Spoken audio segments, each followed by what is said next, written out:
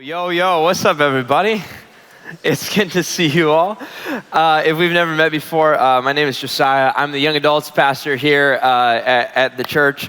And if you're here for the first couple times, you could not be coming at a better time because we're starting a brand new series of conversations called Happily Ever After. I would add a question mark to it. Happily Ever After, question mark. And it's a series about love, marriage, romance, sex, dating, all of the above. And it's going to be really good. Before we jump into any of that, though, I do want to say real quick, I want to emphasize something that Sonny talked about earlier. If you are a young adult in this room, so if you're between the ages of 18 to 29-ish, if you're in there, I really need you to know about the young adult retreat that's happening in just a couple of weeks. I know that this is a big church, sometimes can be really hard to connect. The best place for you to connect with our church, if you could make one step, would be to come on that young adult retreat, October 18th. I talk to different people all the time. They're like, I'm in a different phase than all these other people. Listen, man, whether you're in college, whether you're post-college, whether you're deep into your career, even if you're married, there's a pocket of people for you, and I would love to introduce you to them. But you have to kind of be in the room for that to happen. So please take one big step and sign for that. You can do that. The QR code, I need every young adult to scan the QR code on the chair in front of you and scroll all the way to the bottom. You'll see the collective retreat or the young adult retreat. And if it's your first time, it's $35. And even if you can't swing that or transportation or any issues at all, we'll figure that out. So please do that. Everyone that thinks you're the exception, please don't be the exception. Do that right now. All right. This series, Happily Ever After, like I said, is about love, sex, romance, marriage, dating, all being single, and finding true love. Wow. We're going to have a great time. And as soon as I say that we're going to have a series like that, I'm sure there's all sorts of reactions in the room just off the bat. Some of us, when you hear that, you're like, finally, you're just excited. Finally, we're talking about that. Finally, I can, get the advice or the help that I need to find someone or to strengthen this relationship that I have. I was talking to a buddy of mine who will remain anonymous, but his name is Charles Ominski. And he said that a few years back, last time we did a series like that, he was like, I just want to find love. And so he sat through every single service that we had. And I'm not talking like week 1, week 2, week 3. I'm talking like week 1, 5 o'clock. Week 1, 6:45. Week 1, Sunday morning. Week 1, because he's just like, and it worked. He found love, so I guess it worked out.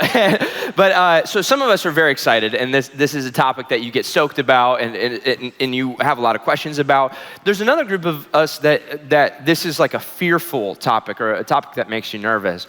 And it's like this fear of like, what if I mess this up? What if I am messing this up? I remember when Sarah and I got engaged, if you've ever been engaged, this is like up and down, especially if you're a dude.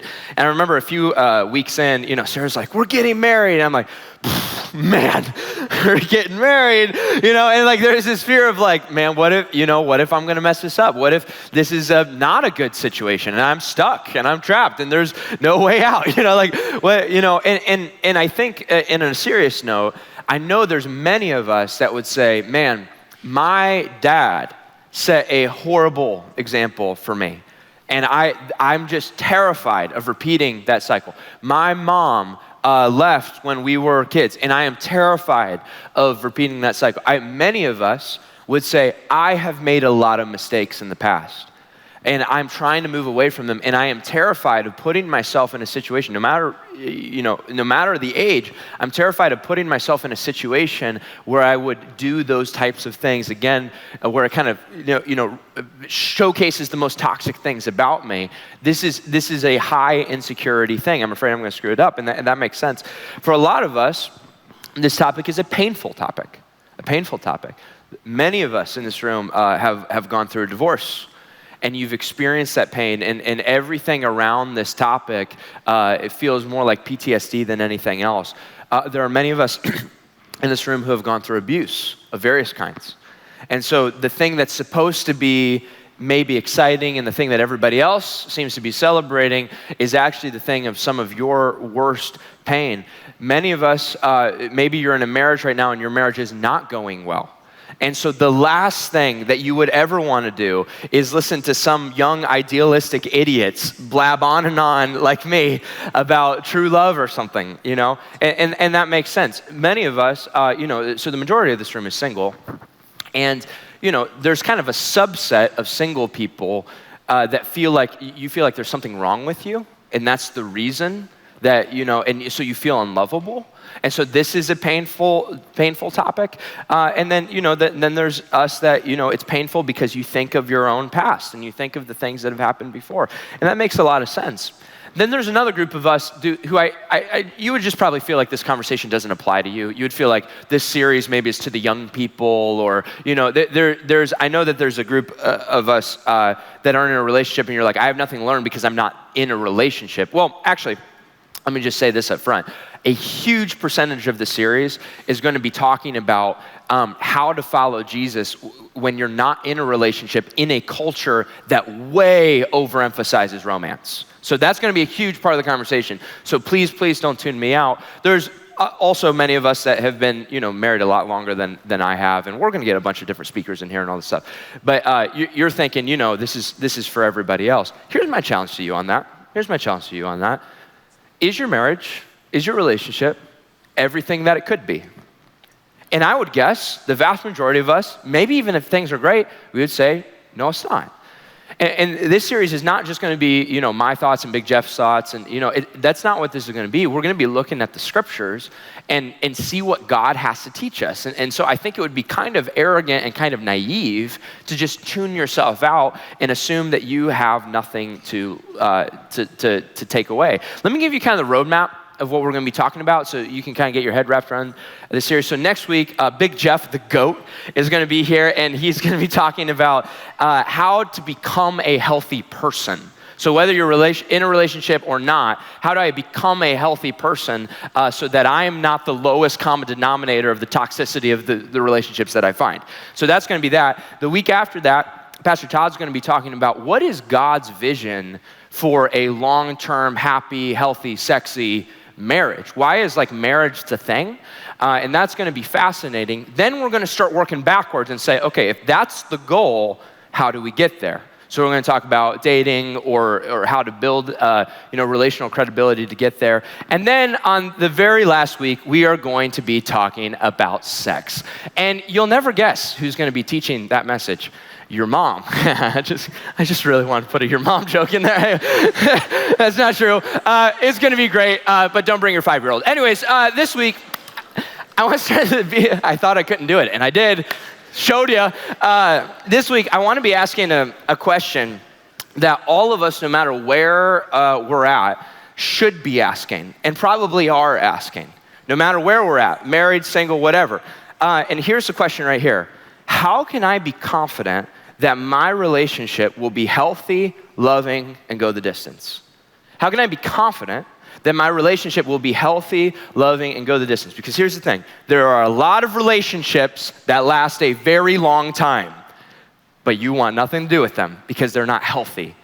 Similarly, there are a lot of relationships that are very loving and very affectionate, but they don't go the distance. What we want, what everyone wants, is something that is all three. It's healthy, it's affectionate, and it lasts. Because if you're missing any one of those three ingredients, that's when the heartbreak happens, and that's when the pain happens, and that's when the loneliness happens. And so that's the goal that I think everyone can agree on when it comes to relationships. And there's been a couple approaches, two primary approaches, that have been presented to us in culture or maybe in your upbringing on how to get there. And I want to evaluate the effectiveness of those two approaches. So the first approach is what I'm going to call the traditional approach. And the traditional approach, I'm guessing most of us did not grow up in church or did not grow up around devoted, Christianity. But if you grew up in those cultures like I did, the traditional approach was probably taught to you or probably at least implied to you. And here's how the traditional approach kind of lays itself out. The traditional approach says, listen, there is a sequence of events, and if you follow this sequence of events in order without breaking the order, you will find the love and the relationship that you're looking for. And the sequence of events goes like this. First, you meet them. So you're in the park. You're walking through the park, walking your dog, and you look over there and you lock eyes with this person, and their eyes are glowing, and your dog locks eyes with their dog, and they're also falling in love. And you walk up and you're like, hi, my name is blah, blah, blah, right? So you meet a person, and you connect with them. And then what tends to happen is you start to get to know them, and that's what we typically call dating. So you hang out with them, you hang out with their friends, you start asking them questions. What's your Enneagram number, and also what are your childhood wounds? So you start asking them these questions, and as you get to know them, that usually lasts a handful of years. Eventually, maybe you decide, I'm gonna propose to them. So you propose to them to kind of lock that in. Then you marry them, big wedding, small wedding, elope, doesn't really matter. But you lock this in permanently, like this is the thing. And then that's when sex is introduced post-marriage. It's a big deal in the traditional approach. The sex is after marriage. You move in together, you start building your life, and then you start building a family. You probably start having kids. And that's what love is. And if you do these things in that order, that's how you get to love. And depending on how you grew up, if you grew up around this approach, or even if you grew up around people who believed this approach is typically taught as a formula with an unspoken promise. It's typically taught as a formula with an unspoken promise. And here's the unspoken promise. If you follow this formula in order, nothing will go wrong. If you follow the sequence of events and don't break up the sequence of events, nothing will go wrong. You will have love that lasts forever, healthy, sexy, all the above. And maybe that's how a lot of grandparents made it sound. Maybe that's how parents made it sound. That's definitely how a lot of conservatives made it sound. That's definitely how a lot of churches and Christian groups and religious groups made it sound. Follow this formula and you'll be happy. But here's the big problem, and most of us know this. Here's the big problem. That's not true. It's not necessarily true. The unspoken promise is a lie. You probably know that the divorce rate in America is around 50%. So about half of us in this room, if we were to just look at our parents, will come from places where the marriage fell apart in one way or another. And you know that many of those couples followed the formula. They did it in the right order. In fact, many of those couples claim Christianity.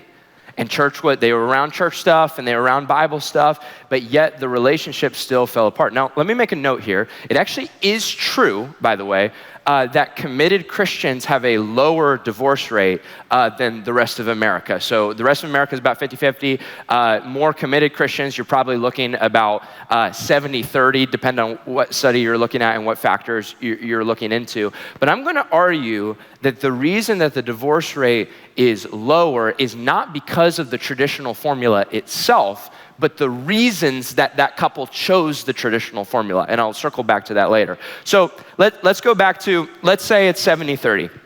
We know that even in that 70%, there are varying degrees of healthiness in all of those relationships. I was talking to a very close friend of mine a while back, and he was saying, bro, it was kind of a vulnerable moment. He's like, bro, I'm just gonna be honest. I know I'm not supposed to say this. I just wish my parents would split. They hate each other.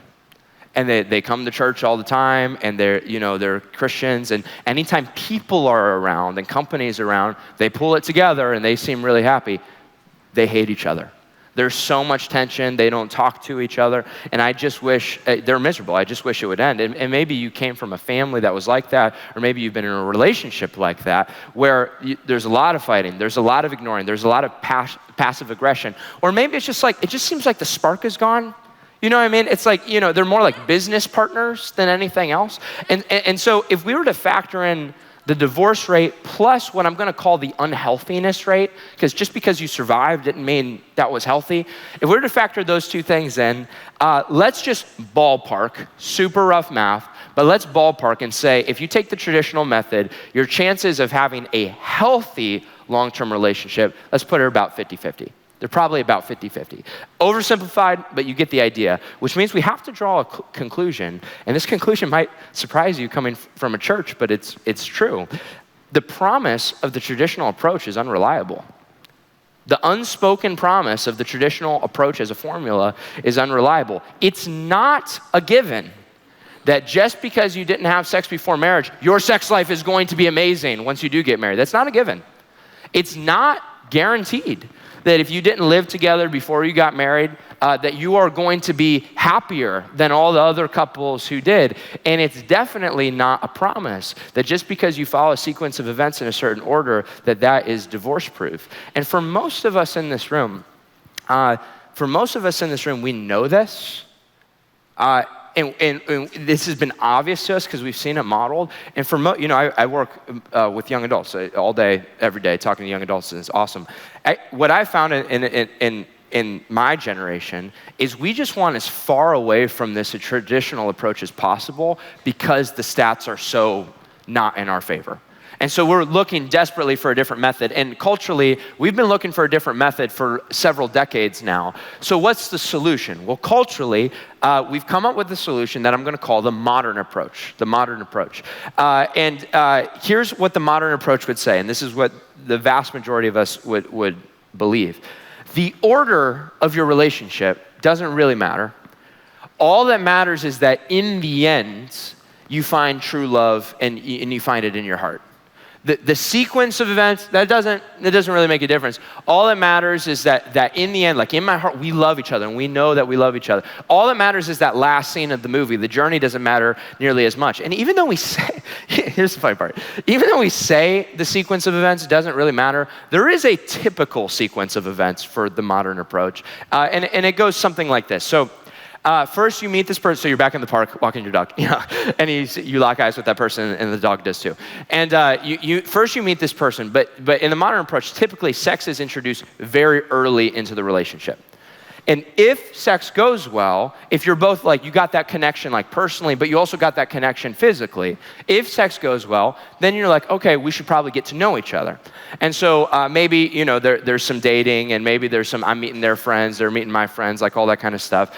Then that typically lasts quite a hefty amount of time. But if that goes well, then you would say, let's move in together and let's try and see how life would go. And we'll save money and, all this kind of stuff. And we love each other, it's fine. So you move in and you kind of try and see how life goes.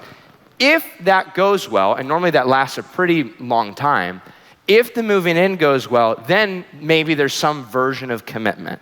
So maybe that's where like a marriage question happens for a lot of our culture, that we might not pursue marriage, but like another unspoken or spoken agreement of we are locked in, this is a permanent thing. And then maybe if that goes well, then maybe you can build a family, assuming that you are going in the same direction. Now this order is going to vary slightly person to person, so you might be thinking, I didn't do it in that order. And it varies a little, because sometimes kids get introduced later, or the move-in thing doesn't happen, or whatever. We might change it slightly, but typically it looks something like this. Typically at ballpark looks something like this. And this is the path that the vast majority of us choose. Here's some stats for you. Child Trends reports that more than half of all people live together before getting married. 1/4 of all unmarried women are currently living with a partner.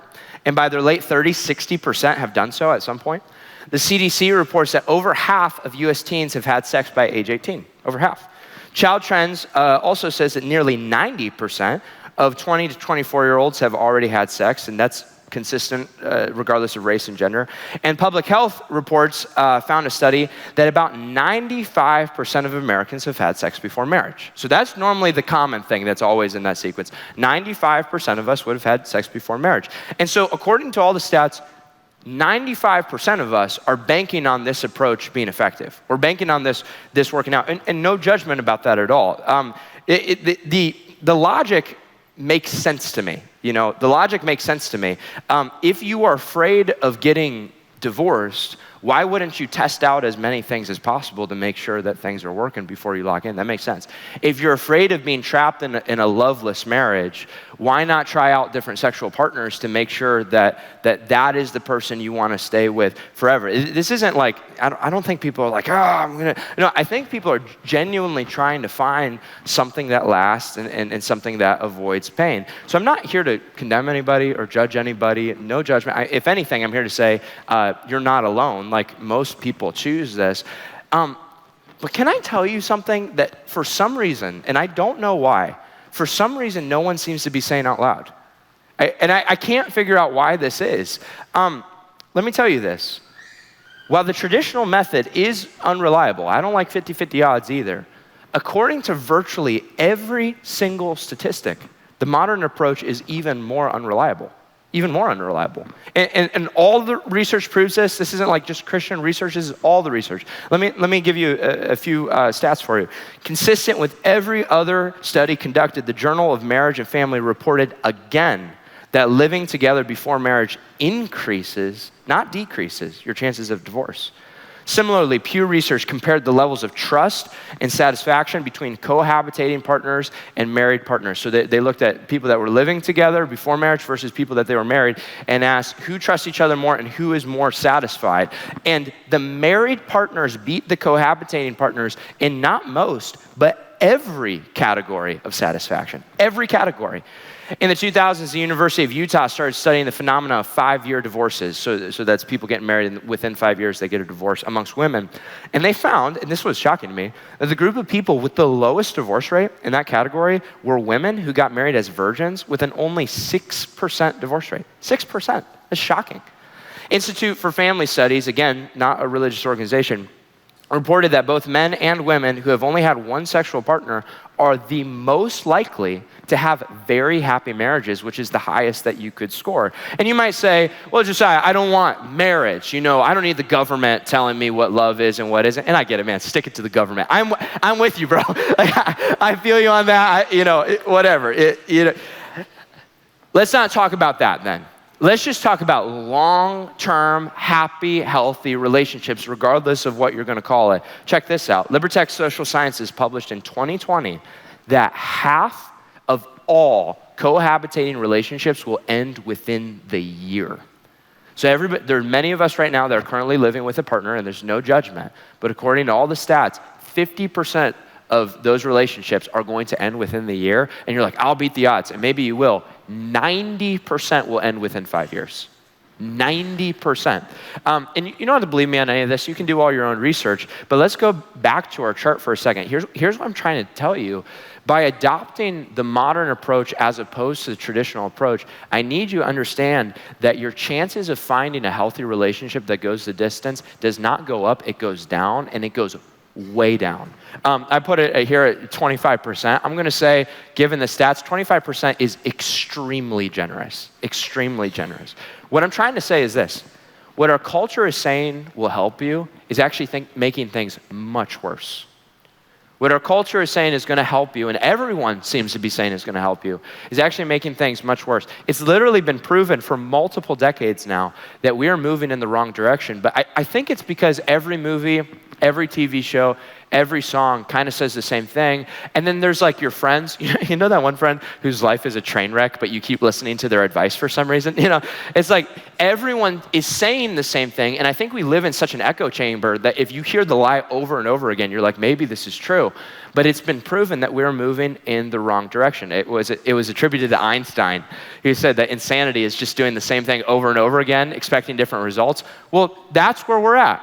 That's where we're at. Now, let me say this, though. I've read a lot of Christian books on love, sex, romance, marriage, dating. You know that section in Hobby Lobby next to the Snickers bars? Like that part? I've read most of those.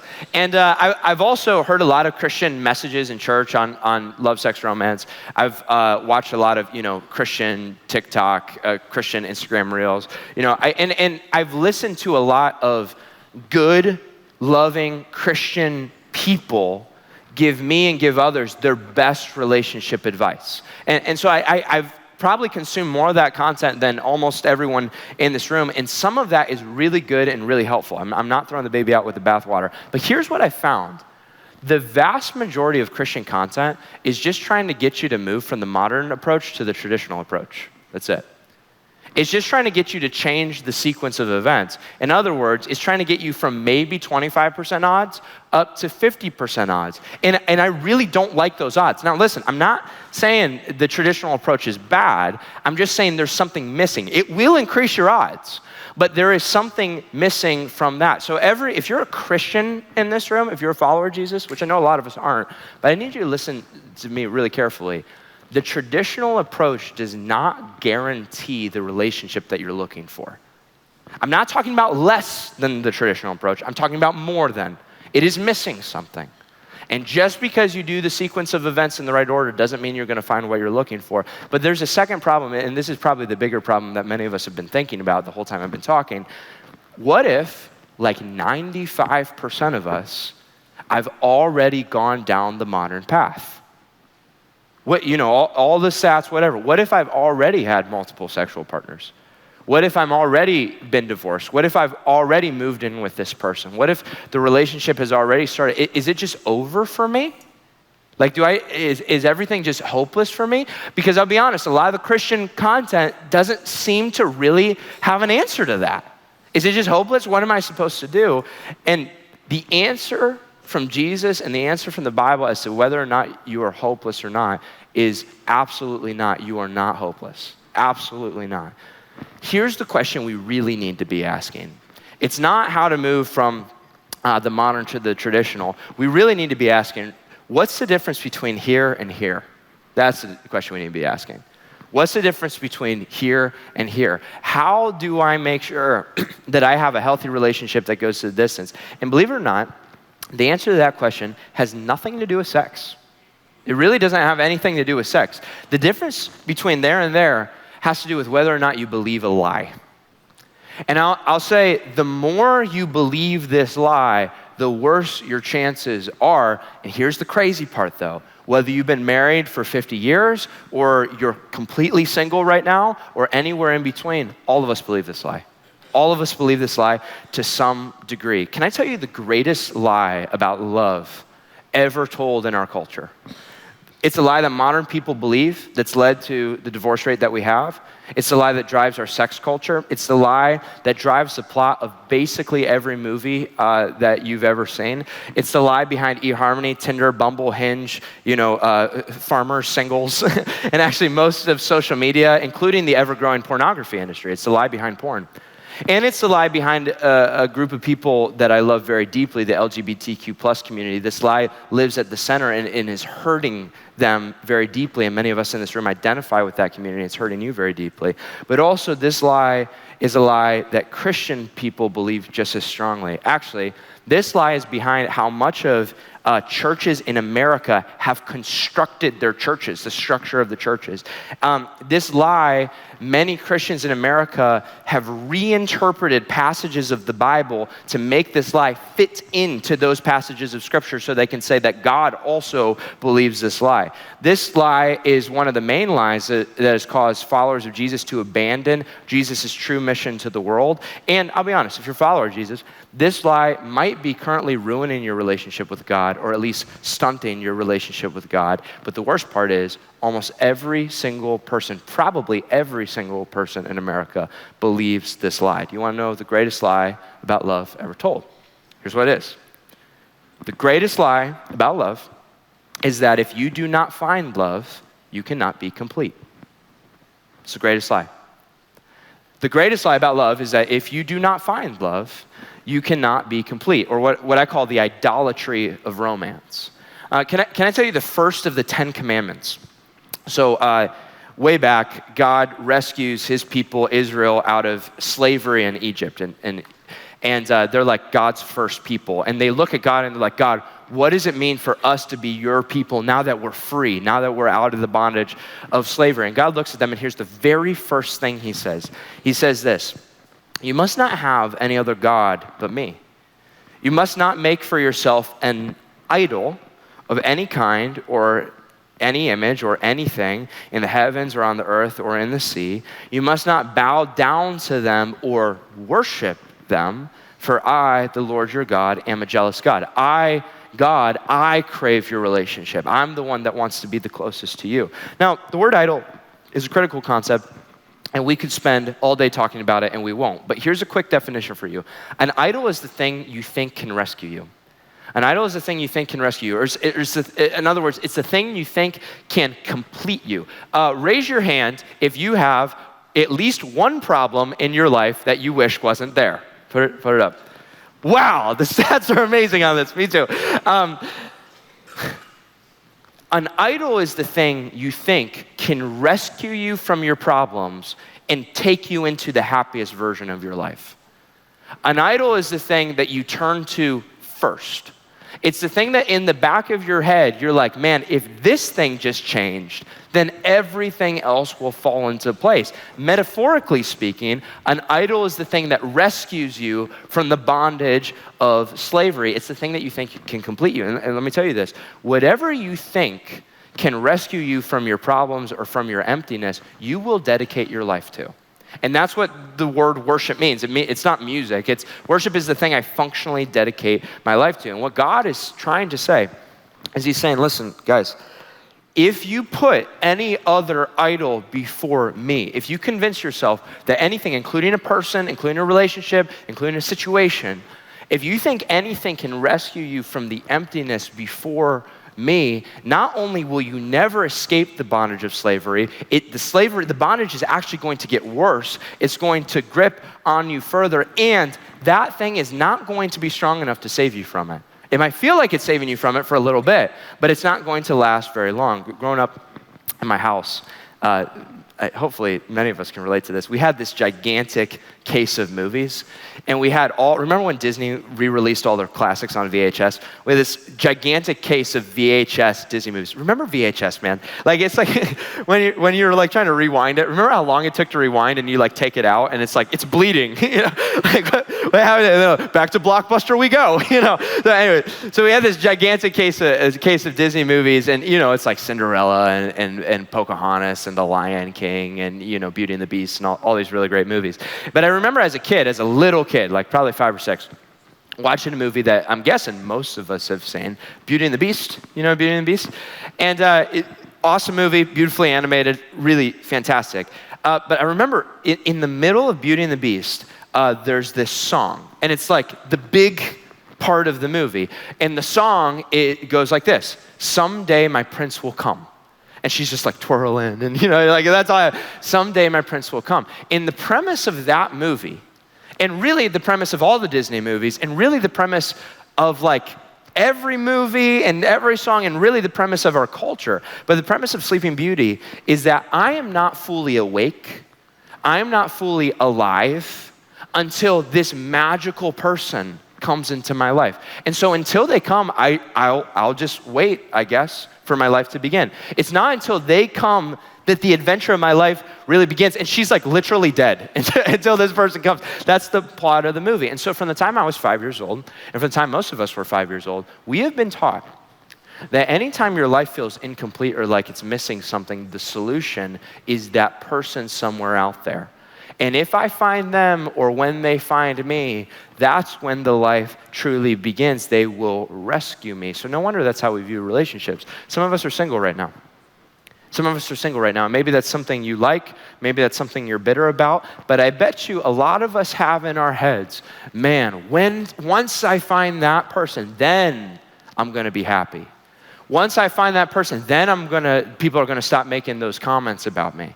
Once I find that person, then I can start building my life and figuring out what I'm here for. But that person needs to be kind of at the foundation of my life before I move forward. Some of us used to feel that way, but then along came this wonderful person. He's got a beer belly now, but at the time, you know, he was just a wonderful, you know, person. Seriously, whether you've been in a relationship for a week or you've been in a relationship for 50 years, think back to this time. When this person came along, all of a sudden, I'm so happy now. All of a sudden, I have all this joy. All of a sudden, I just want to spend all my time with them. And what happens is all your time's invested into this relationship over here. I don't have time for these other things. You know, I got to focus on this. I got to focus on all your energy is going to them. And anytime you hit a low, they are the first, if not the only place that you turn to. And that's not all bad, but the problem is you think that person or that relationship is the thing that you think can rescue you. What's an idol? What's an idol? Well, there's a series of questions. An idol is the thing that you think about the most. It's the thing that you dedicate the most time to. So if you just look at your schedule. An idol is the thing that has the most control of your emotions. So it's most likely to make you happy, laugh. It's most likely to make you sad and devastated. It's not the only thing. It's just the thing that has the most control. It's the thing that you make most of your decisions based upon. Well, I'm too busy because of. Well, I don't have the time for that because of. Your idol is the thing that you functionally dedicate your life to. And I know many of us are like, my only God is Jesus Christ, my Lord and Savior. It's like, no. Functionally. What is the thing that your life is dedicated to? Because that is your real God. And if you're not a follower of Jesus in this room and you're just checking this out, I'm going to critique Christian culture for a little bit, because in my experience, this is just as bad in the Christian world and especially in the church world as it is everywhere else. Because what I found is a lot of times Christian couples set out to do their relationship God's way and have God in the center of the relationship, and that's a really great thing. But what I've learned a lot of the times is it's not actually that they love God first, it's that they love their relationship first and they want God to bless it. And so that's my involvement, that's my involvement with the church, is like, do you guys have any married groups? Can I connect with married people? Because single people, they don't understand me because they're incomplete, Yeah. As the family goes on, what's your kids' programming? Are they connected to, and we've constructed a whole culture around that. And so you have to ask the question, is Jesus the thing I actually love first? Or is Jesus the means to the end of the thing that I actually love the most? And what happened in America, I think, is American churches actually started like applauding this for some reason and started saying like, God's big goal for you in life is for you to have a happy, healthy relationship, for you to have a happy, healthy family. I was talking last night to a widower. His wife had passed away years ago. And he said, ever since my wife passed away, in the church, people are always coming up to me and they're like, I got the person for you. I got the person. And these are Christian people. And he said, listen, he's like, I'm fine, but that's telling me something about them.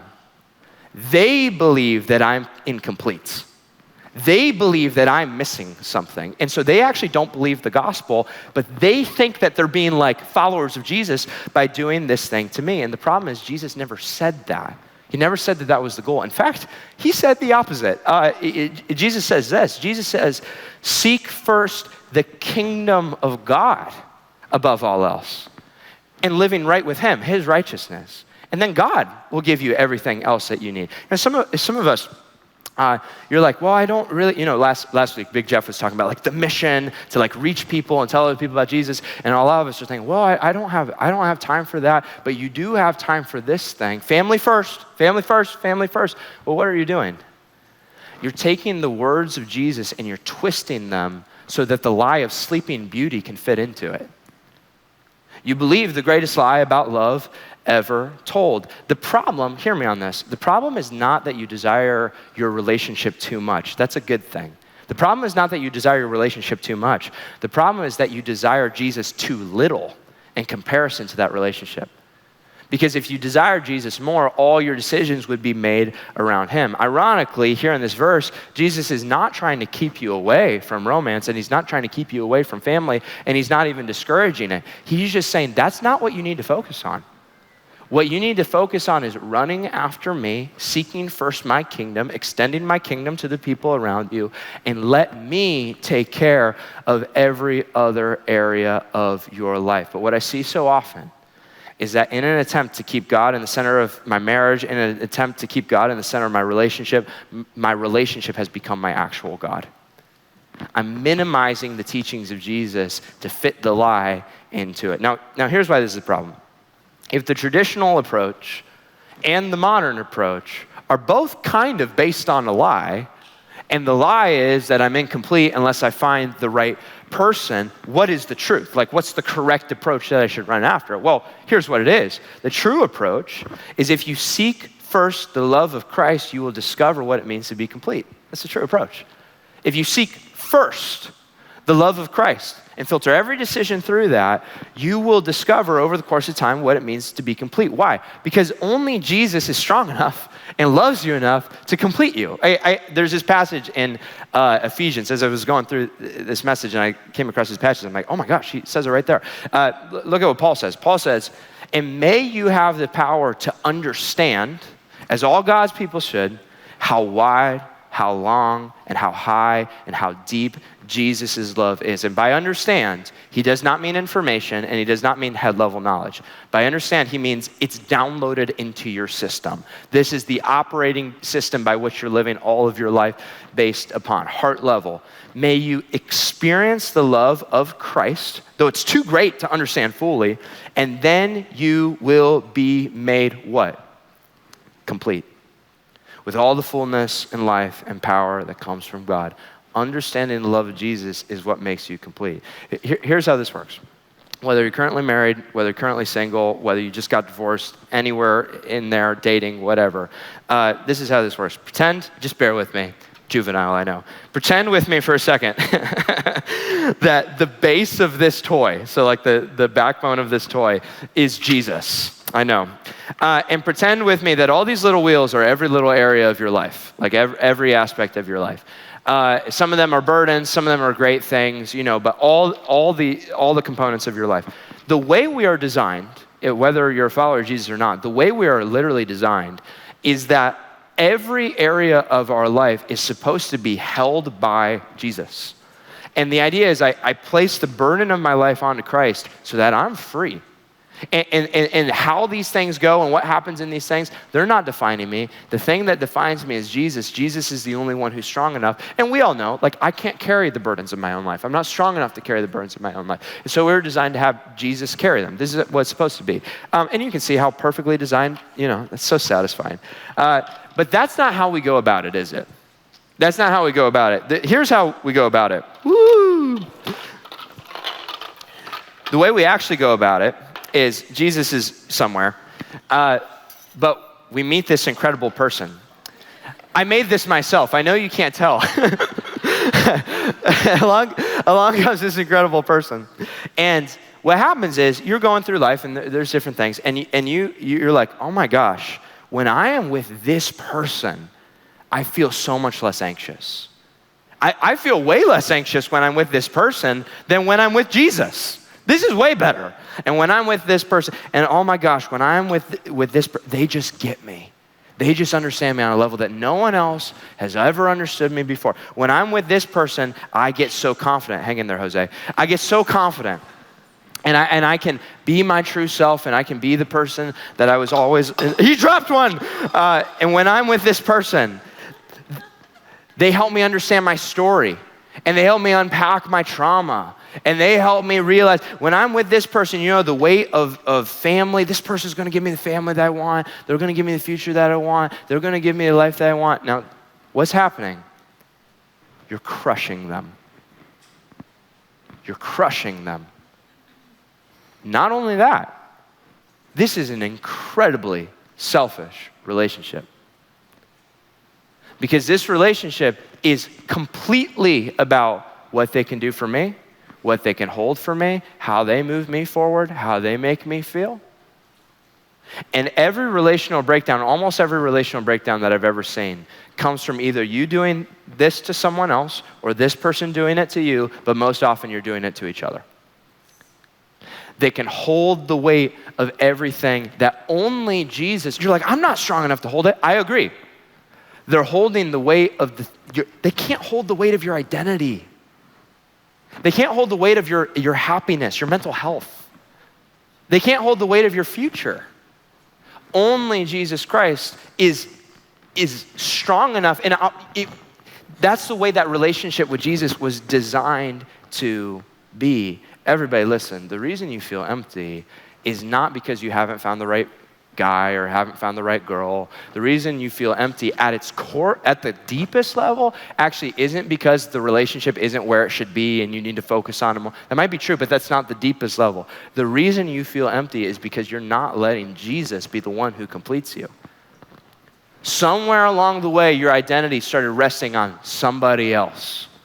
And now there's all this anxious, and now we're fighting because why can't you be stronger? That's because you're not letting Jesus be the thing that Jesus came here to be for you. I'm not saying if you follow Jesus, you're never going to have problems and you're never going to have death. I'm not saying any of that. I'm not saying if you follow Jesus that God's just going to magically bring the right person into your life. I'm not saying any of that. Here's what I am saying. If you have Jesus Christ, you are complete. You have everything you need. And if you understood your own completion, you wouldn't be doing this to someone else. So if I'm desperate and I'm trying to find that person, to some degree, I don't understand the love of God. If I'm ignoring things in the scripture to pursue them, to some degree, I don't understand the love of God. Everybody hear me, whether you're single or married or anywhere in there, everybody hear me. Until you can look at that person and say, I don't need you, there'll never be enough for you. Until you can look at that person and say, I don't depend on you. I love you. I want you. We do stuff together. But I don't depend on you. Jesus is my identity. Jesus is my strength. Jesus, and you're a reflection of that. But until you can look at them and say, I don't need you, they will never be enough for you, because only Jesus is the one who can complete you. So why? Why do we keep doing this? That's the question to me. Every single one of us in this room has done this. There are 0 exceptions to the rule. Every single one of us, whether romantic or even a different kind of relationship, has looked at another human being and said, you can carry the weight of every. Why do we keep running that back to that person over and over again? And I can tell you why. If you have done this, which you have, every time I've ever done this in my life, the reason is because deep down inside, I don't believe that Jesus' love is greater than that person's. Every time. I believe in Jesus Christ, functionally. I don't believe that the love of Jesus is greater and realer and better than the love of that person over there. A lot of us have been thinking, the whole time we've been talking, it's too late for me. I've already made the mistakes. There's no going back. I'm already damaged, is how you might think about it. It's too late for me. Another group of us, I've been thinking, if you're being honest, but Josiah, I don't want Jesus, I want that person. You're just being honest. And here's how it feels. In your heart, you're like, God, if you really loved me, you'd bring this person into my life. That's how we tend to say it. God, if you really loved me, you'd fix this thing. God, if you really loved me, you'd bring this person around. If you're in either spot, the reason is you don't understand how wide and how deep and how great the love of Jesus is. I promise you that. I heard a story a few years ago from a pastor named Matt Chandler. And this story, it was years back. It's always stuck with me. I've never forgotten this. Matt Chandler talks about when he was a freshman in college, he brought his friend to church for the first time. What happened was when he was a freshman, there was this single mom who went back to school to get her degree, and she sat next to him during their class. And he started talking to her, and he realized very quickly that, this woman doesn't really know Jesus at all. And as talking to her, he realized really quickly she lived what he would have considered a very promiscuous lifestyle. So lots of relationships, lots of sexual partners, lots of experimentation, all that kind of thing. And through talking to her, he realized that she was currently in the middle of an extramarital affair. She's having an affair with this married guy. But she didn't know Jesus. And so he's like, she just needs to know Jesus. He's trying to share Christ with her, and their friends are trying to share Jesus with her. And so one day they finally had the opportunity because their buddy that they sat with played in a band at a church that they didn't normally go to. And so their big invite to the single mom was like, hey, come with us and watch our friend play in the band. And so they get to the church and they sit down. They've never been here before. And there's about 1,000 people in the room. And the pastor walks out to give his speech, and he opens up and he says, all right, today we're going to be talking about sex. And they're thinking, oh my gosh, the wrong week to bring a friend, And what happened then was the pastor, he pulled out a rose. And as soon as I pull this rose out, some of you get anxiety because I learned later that apparently this was a very common illustration that was used a handful of years ago. And so the pastor pulls out this rose and proceeds to maybe give the worst message ever given. And he holds up this rose and he says, you see this rose? See how beautiful this rose is? Look how gorgeous this rose is. It's perfect. And then he's like, smell this rose. Smells amazing, exactly the way it should be. And then he hands this rose to the first person in the audience. And he says, why don't you all get to feel and smell this rose. And so what happens is, they're passing it all the way, through the 1,000 people. And what happens is, it starts getting crumpled up or whatever. And, the petals just start getting fall off and it gets smushed and some kid licks it, and just like, this thing is getting destroyed and it's getting all beaten up. And this pastor keeps talking and he keeps making jokes about like, you're so stupid if you've done these things sexually. And it's just like the most condescending kind of thing in the world. And eventually the rose makes it all the way back to the pastor. And at the very end of the message, like the big crescendo of the big point, the big crescendo of the whole message, the pastor picks up the rose and he says, see this rose? Who would ever want this rose? And his point is, here's his point. As you're giving your body away to other people, as you're having relationship after relationship, after all this sexual activity, after you're giving your heart away, pieces of yourself away, as you're giving yourself away to all these people, you're getting beat up, you're getting trampled on, so who would ever want this rose? So don't have sex before marriage. It's a big point. And that's how a lot of us feel. There are a lot of us in this room right now who just feel like damaged goods, who have made irreversible mistakes, maybe you haven't even made mistakes. You just feel like I just have something wrong with me, When God made me, he made me wrong. You've been used by people, you've been rejected by people, and maybe you've even made the mistakes. And now you feel like you are disgusting to God. You are so far away from the thing that you were made to be. Who would ever want this rose? Who would ever want this? But let me tell you something. I know for a fact what Jesus would do if he was sitting next to that woman in that church. And I know for a fact that if you were in the same scenario and Jesus was sitting next to you, I know exactly what Jesus would do. When the pastor stands up and says, who would ever want this rose? Jesus would stand up and say, I want that rose. I came for them. I love them. I want them. I came from heaven to earth to get a hold of this person. Man. I died for that rose. I was trampled on for that rose. I would do anything for him. Anything. And I know he's toxic, and I know all the things they do. I would do anything for him. I would do anything for her. She's not damaged goods to me. That's my child. I love them. I want him. I want her. But what about all the mistakes I've made, God? What if I never get over this thing? What if I never get over these patterns? What if the whole porn thing, I have secrets you don't even know about. God, what about all these? I don't care, really. I came to rescue you. I can pull you out of it. That's why I'm here.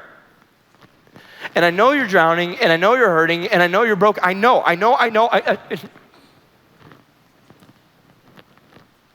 But I came for you. And no one has ever and will ever love you the way that I love you. On the cross, Jesus was torn apart piece by piece. On the cross, Jesus was trampled on by people who didn't care about him. On the cross, Jesus was rejected. On the cross, Jesus died. But do you know why he did all those things? Because you're not as unlovable as you think you are. The greatest act of love that's ever happened in the history of the world happened to you. He wants you. There are... When you were at your worst and when you made the worst mistakes of your life, that's when most people left you behind, right? They didn't understand, or they weren't patient, or they didn't give you the benefit of the doubt, or no one, or maybe, you deserve it. I don't know. But when you were at your worst, most people left you behind. Not Jesus. When you were at your worst, that was the moment Jesus looked you dead in the eyes from heaven and came to earth and died. He wants you.